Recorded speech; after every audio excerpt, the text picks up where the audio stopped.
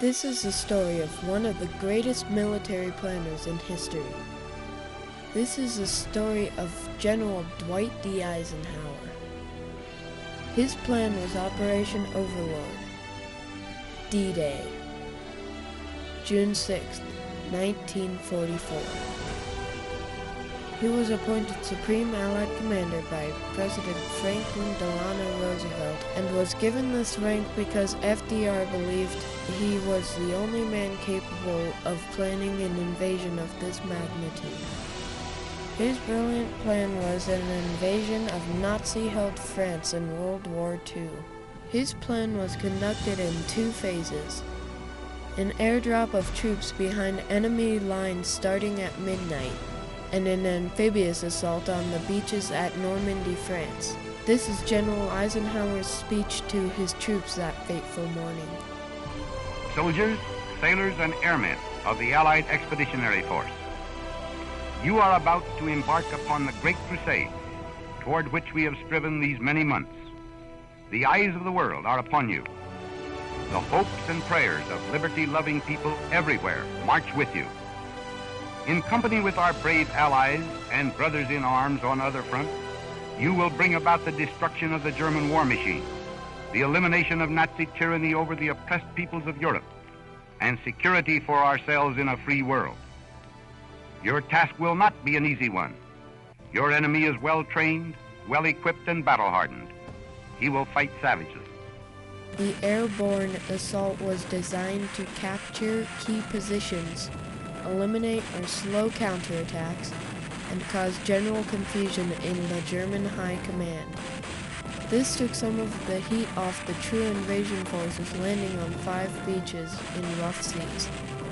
The beaches were named Gold, Sword, Juno, Utah, and Omaha.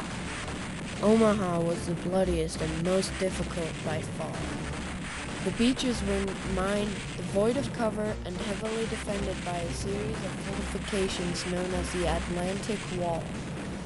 D-Day was the largest single-day amphibious invasion ever conducted and involved landing over 130,000 troops being landed within 24 hours. Eisenhower originally planned D-Day on June 4th, but the weather was too bad.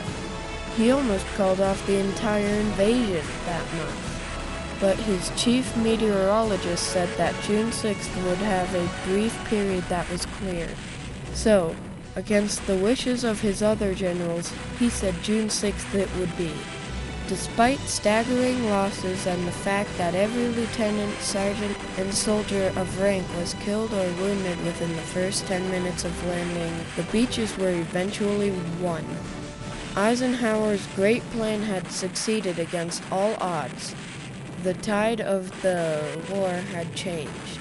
Troops, tanks, and weapons poured onto the beaches, ready to be dispatched inland. Nazi Germany was sliding towards defeat. Dwight D. Eisenhower was the first 5-star general in the history of the U.S. Army. His successful planning of the invasion of France and eventually Germany itself led to other great achievements. He became the first Supreme Allied Commander of NATO in 1951. He became our 34th president in 1953 with his campaign, We Like Ike, winning him victory. He was re-elected to a second term and finished his terms of office in 1961 as one of our most beloved presidents.